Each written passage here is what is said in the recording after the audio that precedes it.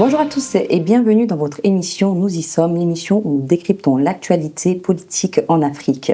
Aujourd'hui, j'ai le plaisir d'accueillir son honorable Jean-Blaise Goued qui est présent pour venir nous partager son engagement en tant que candidat à la prochaine élection présidentielle du Cameroun. Nous y sommes parce que l'Afrique bouge et que nous sommes prêts à passer à l'action. Bonjour, monsieur Jean-Blaise Goued, un véritable honneur aujourd'hui de vous accueillir sur notre plateau et merci d'avoir accepté cette invitation.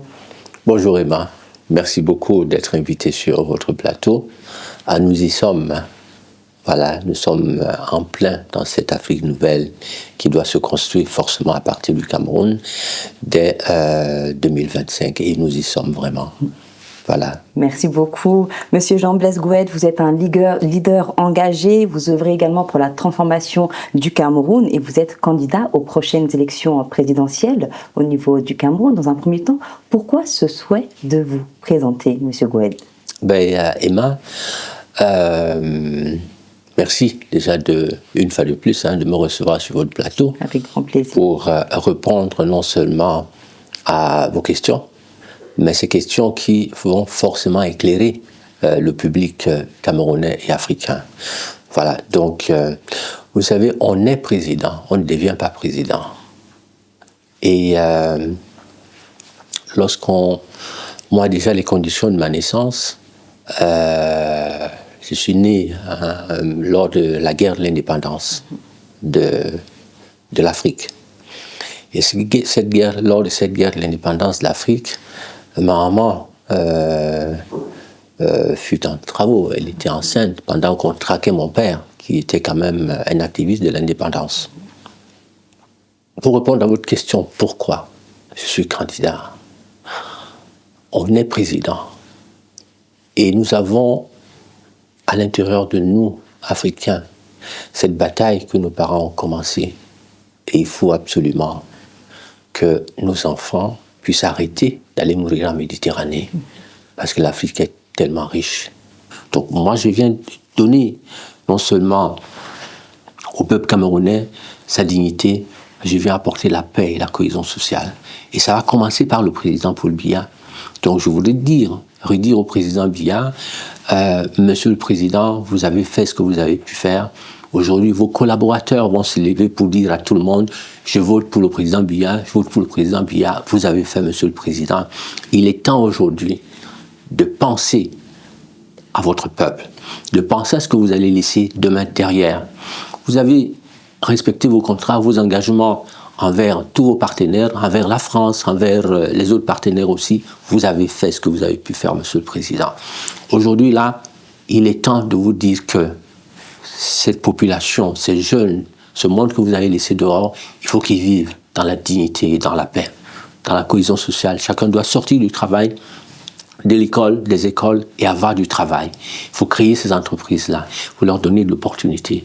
Et nous venons en principe donner à tous les jeunes, nous allons les repérer, nous allons identifier les jeunes qui sont capables, qui ont des projets, qui sont talentueux. L'État va leur donner de l'argent.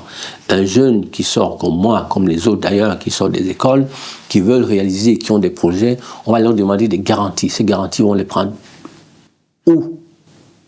Ils n'ont pas d'argent.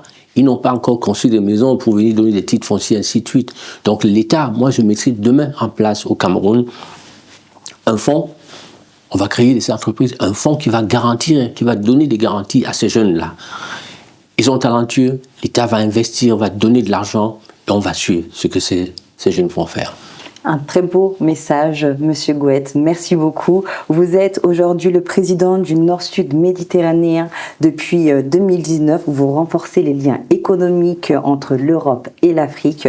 Vous innovez dans les technologies solaires à travers la lampe Aïda Lucky Goued que vous avez créée. Aujourd'hui, vous avez fondé en 2009 le parti MPCC, le mouvement patriotique pour le changement du Cameroun. Un changement qui peut s'entendre au travers de votre prise de parole aujourd'hui. Une question, monsieur Goued, vous parlez souvent de faire la politique autrement. Concrètement, qu'est-ce que cela signifie? Faire la politique autrement, ça veut dire s'oublier.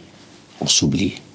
Voilà, quand on s'engage dans la politique, on est comme un prêtre, on a choisi d'être comme un pasteur, on a choisi être comme cette sœur-là qui va passer toute sa vie à prier pour les autres, à accompagner.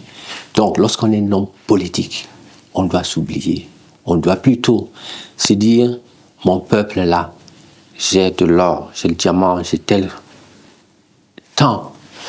montant de richesses.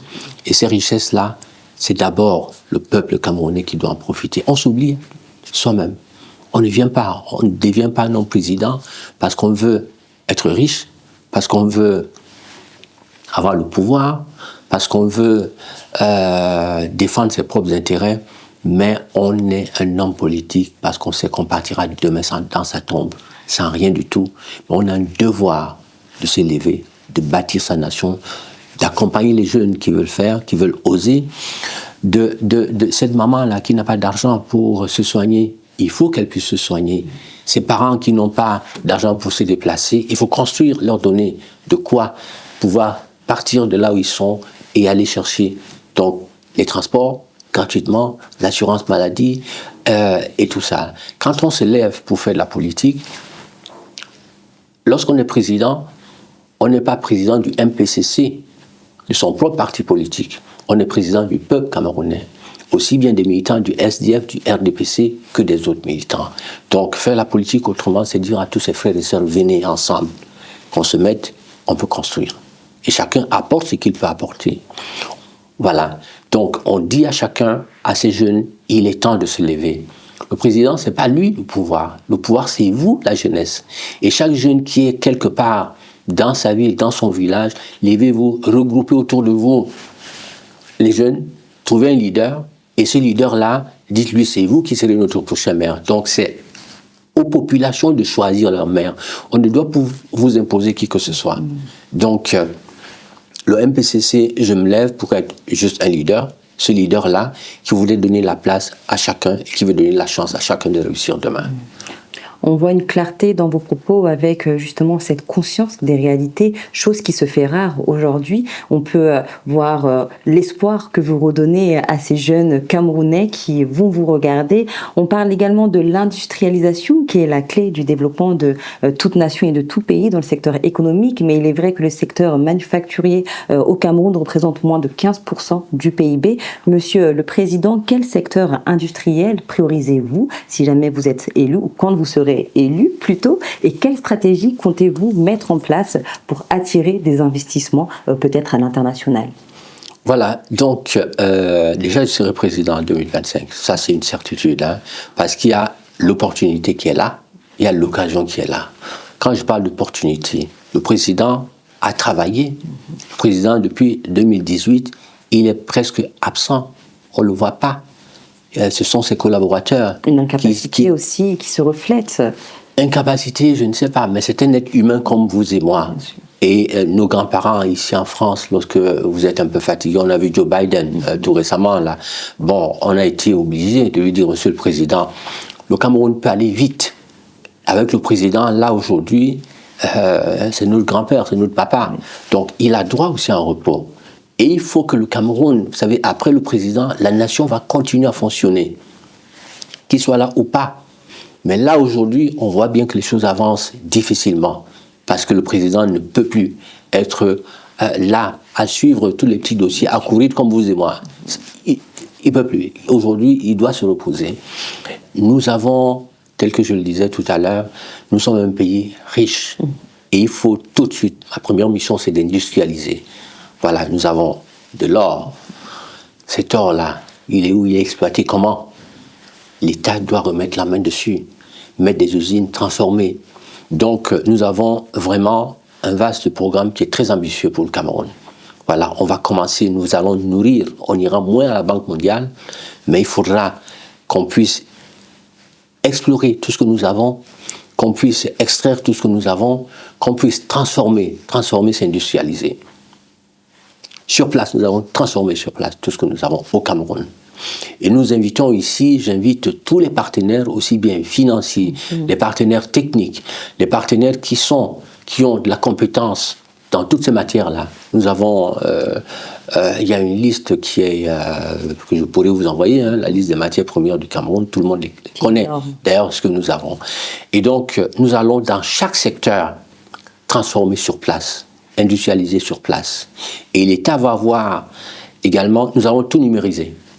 C'est-à-dire qu'on prendra des techniciens qui viendront nous dire quelle quantité de pétrole nous avons dans le sous-sol là, quelle quantité de mètres cubes de gaz nous avons à tel ou tel endroit, quelle quantité d'or, de diamants, ainsi que nous avons à tel ou tel endroit. Aujourd'hui, c'est certainement des Chinois qui exploitent ou d'autres pays qui exploitent l'or du Cameroun.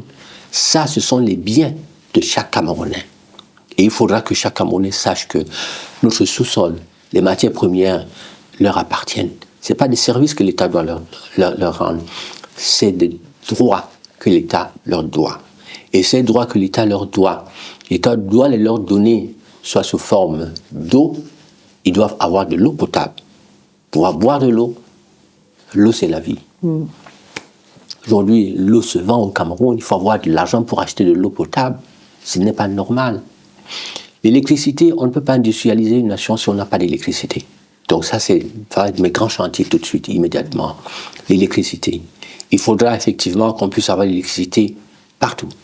On a des villes et des villages qui n'ont jamais eu l'électricité depuis au nord Cameroun et même au sud, ainsi de suite. À Yaoundé même, on coupe l'électricité tous les jours. Tous les jours à Yaoundé, la pleine capitale du Cameroun. À Douala, c'est la même chose. Donc, ici, il faut commencer par ça, industrialiser. Donc, transformer toutes nos matières premières sur place.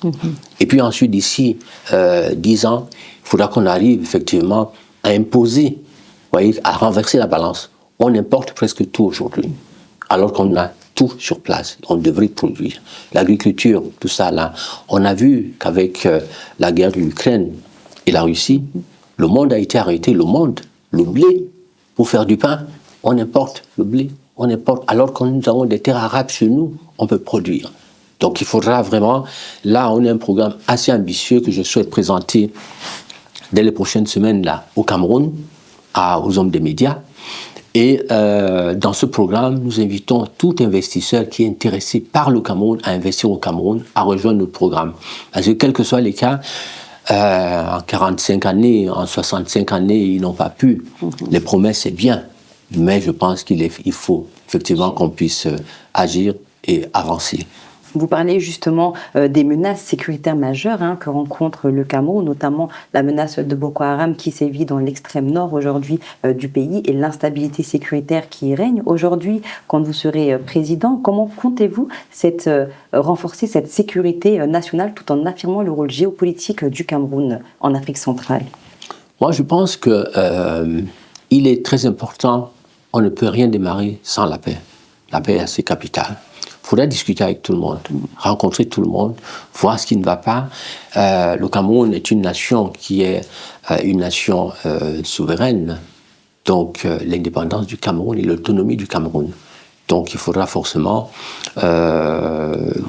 rencontrer tout le monde, discuter, dialoguer et sur un plan diplomatique, voir les solutions à apporter. Mais notre rôle est d'abord de pouvoir apporter à notre nation une souveraineté. Nous allons créer là-bas au niveau, donc la zone de l'extrême nord, telle que la zone anglophone et tout ça là, sont des zones qui ont été presque oubliées. Parce que dans ces zones-là, comme je vous le dis, il n'y a ni électricité, ni eau, il n'y a rien du tout. Donc c'est tout à fait normal qu'à un certain moment donné, lorsque les jeunes voient l'élite du nord là, gaspiller, ils vivent dans l'opulence, c'est tout à fait normal qu'ils puissent se rebeller. Voilà. Et donc, je pense que si on s'élève, on s'élève pour le peuple. Et il faut donner au peuple ses droits. Donc, à ces jeunes, je leur dis aussi, ne vous inquiétez pas, 2025 est là, c'est demain 2025. Vous allez certainement, qu'on vous a habitué là-bas au nord, parce qu'on a dans les mairies, on a dans les arrondissements des maires qui ne savent ni lire ni écrire. Ils ont été choisis par un système. Aujourd'hui, vous avez un parti nouveau, le MPCC est là, c'est votre parti politique. Il y a, à l'époque du président Biya, du président Amadou Ahidjo, président Biya, le président Belou Bouba, ils ont commencé la politique à l'âge de 28 ans. Ils étaient déjà dans l'appareil du gouvernement. Donc aujourd'hui, il est temps que ce système sorte D'ailleurs, il va sortir tout naturellement, parce que ces aînés qui ont commencé la politique depuis 65 ans sont encore là aujourd'hui. Donc, ils sont tout naturellement en train de sortir. Donc, il faut une relève. Et moi, le MPCC, c'est vous, la relève. Donc, venez nous rejoindre, quel que soit l'arrondissement dans lequel vous êtes, levez-vous, appelez-nous. Mon téléphone, notre site internet est là. Mon téléphone est sur ces flyers aussi. On a un site internet qui est mpcc.be. mpcc.be. Allez-y dans ces sites internet. Nos contacts sont là. Rejoignez nos rangs. Devenez les maires dans vos arrondissements. Sauvez la dignité de vos parents là-bas au nord. Vous êtes des intellectuels, les jeunes que nous avons aujourd'hui au nord. Bien sûr. Beaucoup ont une licence, beaucoup ont une maîtrise, beaucoup ont un master. Et à ces jeunes-là, c'est à vous que je m'adresse aujourd'hui, levez-vous, prenez ici là, le courage de dire à vos parents, papa, vous avez travaillé, mais il est temps qu'on se lève aussi.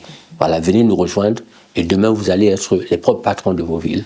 Vous n'allez pas donner de l'argent partout ailleurs. Pour être candidat, être en tête de liste dans un parti politique, il faut forcément acheter ou encore il faut qu'on vous copte. Moi, j'ai dit aux jeunes, non. C'est à vous le pouvoir et c'est vous qui devez vous lever et identifier autour de vous des jeunes qui sont capables, qui veulent venir avec vous. Nous allons demain les investir et ils vont être nos prochains maires. Moi, je ne viens pas chercher de l'argent. Je ne veux pas m'enrichir. Le pouvoir ne m'intéresse pas. Je fais de la politique pour vous, pour venir mettre la lumière dans ce champ politique et donner les droits à chaque Camerounais et partir demain dans ma tombe sans rien du tout. Aujourd'hui, vous êtes candidat pour devenir le 3e président de la République du Cameroun. Paul Biya est au pouvoir, qui est un de vos concurrents principaux depuis plus de 40 ans. Sa longévité politique et son contrôle sur les institutions rendent difficile aujourd'hui cette alternance au niveau du pouvoir. Pourquoi pensez-vous pouvoir le battre dans un premier temps et quels changements souhaitez-vous apporter concrètement aux Camerounais, M. Goued? Alors, je le dis encore, battre le président Biya dans ce système, hier pouvait être difficile. Malheureusement, aujourd'hui, le Cameroun veut son pouvoir. Les jeunes, vous voyez ce qui s'est passé au Gabon. Vous voyez, le président Bongo voulait revenir. Bon, on lui a dit, papa, bon, ça va, laisse tomber, c'est bon. Vous voyez ce qui se passe au Mali. Il y a d'autres. Vous voyez ce qui se passe au Niger. Vous voyez ce qui s'est passé là au Sénégal. La jeunesse africaine est déjà debout. Elle est consciente de son devenir et de ses droits. Au Cameroun, il en est de même. Voilà, donc il fallait forcément quelqu'un, et voir Monsieur le Président Biya le sait aussi, il est conscient. Parce que tel qu'il est là aujourd'hui, je pense qu'il a besoin de quelqu'un et de repos.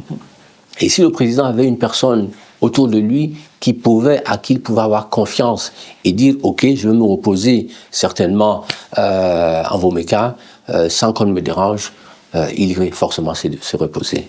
Et moi, je profite encore de cette antenne pour dire au président « Monsieur le Président, il est temps de ne plus penser à vous, de ne plus penser à vos collaborateurs, de penser désormais à ces jeunes-là, au peuple que vous allez laisser demain. » Et moi, je serai très heureux, Monsieur le Président, demain président, moi président demain, de venir vous chercher en Voméka, vous accompagner à l'hôpital, veiller sur vous, veiller sur vos enfants, sur votre famille, que personne ne vous dérange. Et une fois de plus, je vous demande, Monsieur le Président, soutenez ma candidature. Soutenir ma candidature, c'est soutenir votre paix, c'est soutenir votre quiétude, c'est soutenir ces jeunes-là, leur donner l'occasion désormais de pouvoir avoir les revenus de notre pétrole, de pouvoir avoir les revenus de nos richesses naturelles, de pouvoir avoir quelqu'un enfin qui se lève et qui vient faire de la politique, pas pour lui, mais pour repartir les richesses et donner des droits à chaque Camerounais, leur apprendre leurs devoirs. Aujourd'hui, le Cameroun chaque Camerounais, vous savez, avec tout ce qui se passe aujourd'hui, les gens ne savent plus où mettre la tête et ils font n'importe quoi. Il faut remettre de l'ordre. Et je viens remettre de l'ordre. Vous êtes commandeur de l'ordre de la valeur, vous continuez de porter une vision de progrès et de développement pour le Cameroun. Votre programme contient 20 engagements. Aujourd'hui, pour vous, ce serait quoi vos 3 principaux engagements que vous souhaitez mettre en avance dès lors que vous serez devenu président? Le premier, tel que je l'ai dit, mon premier engagement, c'est la paix et la cohésion sociale. On ne peut rien démarrer sans la paix. La paix, c'est de pouvoir mettre en place une loi qui va protéger le président de la République et toute sa famille. Une loi également qui va, les hauts commis d'État qui ont travaillé avec le président, nous allons également leur donner des droits. On ne fera aucune chasse aux sorcières. Tous ceux qui sont en prison, là, les prisonniers, éperviers, machin, tout ça, là, ils vont ramener de l'argent, ceux qui sont encore là-bas. On n'a pas besoin d'eux dans les prisons, non. Ils viendront donner de l'argent, on va les mettre dehors. Il y a Ayoub Tabé qui est là, qui est aussi un prisonnier politique pour moi. Lui aussi, on mettra dehors, on va appeler tout le monde, on va s'asseoir et puis on va démarrer le travail. Il y a la crise anglophone qui va absolument pouvoir, il faut mettre terme à cette crise anglophone-là. Voilà, il y a la jeunesse, effectivement, et puis il y a les femmes.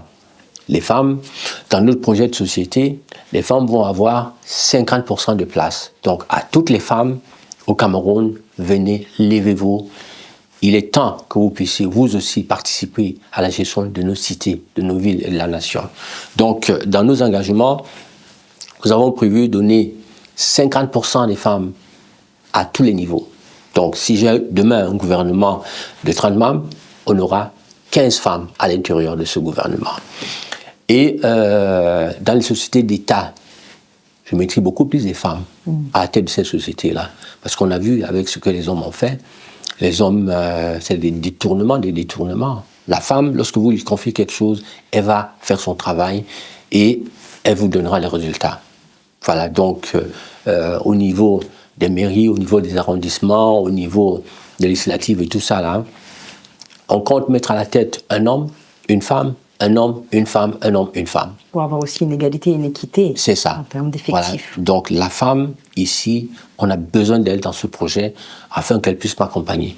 Voilà, je vais faire comme dans certains pays où on a effectivement 60% des femmes qui sont à tous les postes, à tous les niveaux. Voilà, donc j'invite toutes les femmes à venir nous retrouver. Et puis on va construire ensemble nos villes et nos villages.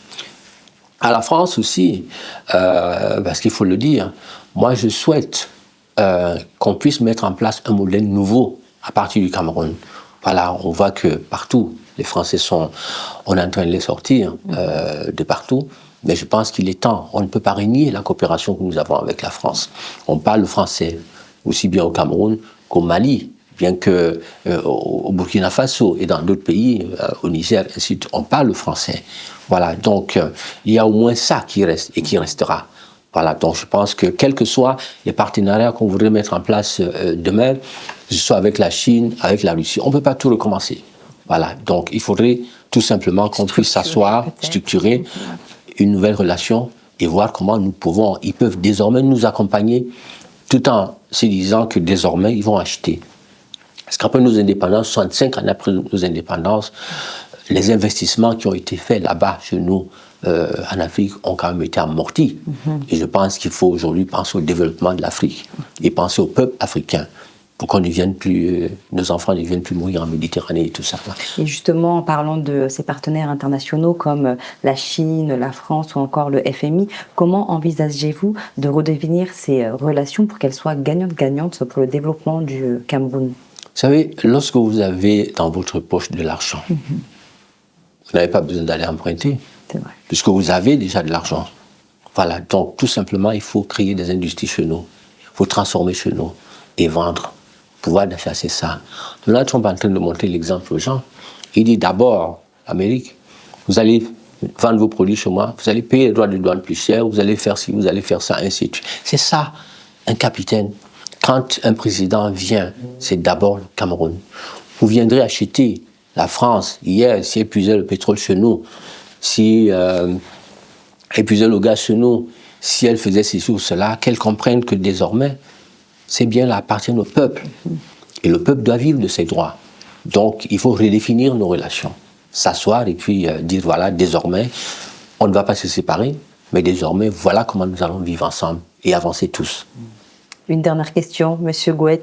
D'après votre slogan « Je suis prêt », vous affichez votre confiance et votre détermination à remporter ces élections. Êtes-vous sûr de gagner les élections d'octobre 2025 au Cameroun ? L'élection 2025, ce n'est pas pour M. Gouet. L'élection 2025, c'est pour le peuple, c'est pour la dignité de nos peuples. C'est pour effectivement redonner confiance à chacun, donner la place de chaque Camerounais, lui donner sa place. C'est donner aussi au président Paul Biya le droit de rester là, de monter, descendre sans s'inquiéter. Perdre cette élection, pour certains, vouloir à tout prix que le président gagne cette élection, vouloir à tout prix dire aux Camerounais, refaites encore que le président gagne l'élection, c'est de ne pas aimer le président. Parce que demain, ce président-là, si ça se passe comme Bongo, le président va être en cage et il va tout perdre. Il va perdre tous ses droits. Lorsqu'un peuple réclame son pouvoir, il faut le lui donner. Il ne faut jamais vouloir s'agripper dessus. Parce que demain, aucun Camerounais ne sera prêt à dire que ce système a gagné. On ne le laissera même pas s'asseoir là, parce qu'il ne peut pas gagner. Parce que le peuple veut son pouvoir. Il faut le lui donner. Aujourd'hui, je suis prêt, parce que l'opportunité est là. Cette opportunité qui est là, le président sortant, qui aujourd'hui est le pouvoir, quand on vous le donne, c'est que vous êtes capable de le gérer. Le président sait aujourd'hui qu'il a aussi besoin de se reposer. Voilà, donc il n'est plus capable de gérer ce pouvoir à 100%. Raison pour laquelle il a signé un décret depuis qu'il a eu le pouvoir en 2018. Il a confié une partie de ce pouvoir au secrétaire général, à ses collaborateurs, qui gèrent par délégation de signature, qui prennent des décisions. Or, lorsqu'on peut vous donner le pouvoir, c'est à vous de gérer. Vous ne pouvez pas le confier à quelqu'un d'autre pour le faire à votre place. Si vous ne pouvez pas le faire, d'accord, dites au peuple, je ne peux plus, je m'en vais. Laissez, prenez votre chose et continuez. Alors, donc, le président a cette opportunité de pouvoir sortir de là, tête haute, et aller en Vumeka, rester là. Moi, je lui donne tous les droits. Je mets une loi qui va le sécuriser, qui va tout lui donner. Si jamais un autre sorcier venait, si c'était un coup d'État ou n'importe quoi, le président n'aura rien. Sa famille va forcément être poursuivie, et puis il y aura des comptes à rendre. Donc, moi, j'ai dit, je veux qu'on évite tout ça. Et il faut passer vraiment... Voilà. La chance que j'ai aussi, quand je parle d'opportunité, c'est que de l'autre côté, on avait, après le président, on avait le deuxième, qui était Maurice Kamto, qui aujourd'hui, il a fait une bêtise d'aller, de pas aller aux élections. Donc, d'office, c'est un candidat qui est complètement mis de côté. Nous avons un qui était troisième hier, ça aussi, un jeune Cabral, ça il faut le dire, qui était dans un parti politique. Il n'a pas eu... Moi, j'ai créé mon parti politique. Et comme je le dis, on est président. Oui. On ne devient pas président. Donc, le fait de savoir que je suis le prochain président depuis 25 années m'a amené effectivement à créer mon propre parti politique il y a 15 années, contrairement aux autres. Donc, ce jeune n'a pas de parti politique. Et en plus, son parti politique a été se rallier au RDPC, au parti au pouvoir. Voilà, parce qu'ils ont des conflits à l'intérieur. Donc, il y a cette opportunité, ce vide qui est là. Le peuple réclame son pouvoir. Et le peuple veut le pouvoir. Ce peuple-là veut manger, il veut se soigner, il veut travailler, ainsi de suite. Le président ne peut plus. Voilà. Donc, je serai ce prochain président-là. Je suis préparé. J'ai tout sacrifié et laissé, tout depuis un certain temps. Je vais partir à l'école sur les bancs, me préparer, et je suis prêt. Et je vais gagner. Je suis le troisième président. Voilà. C'est tout ce qu'on vous souhaite, Monsieur Jean-Blaise Gouette. Merci beaucoup pour cette interview. Félicitations pour vos engagements, félicitations pour votre vision. Vous êtes un homme visionnaire, un homme engagé et un homme soucieux également de son peuple. Et nous souhaitons que vous gagniez. Alors, si vous voulez que le Cameroun soit un pays aujourd'hui souverain, un pays aujourd'hui qui retrouve sa dignité, votez pour Monsieur Jean-Blaise Gouette pour les élections au niveau du Cameroun en octobre 2025. Je vous remercie d'avoir regardé cette émission jusqu'à la fin et je vous dis à très vite pour une nouvelle émission de Nous y sommes.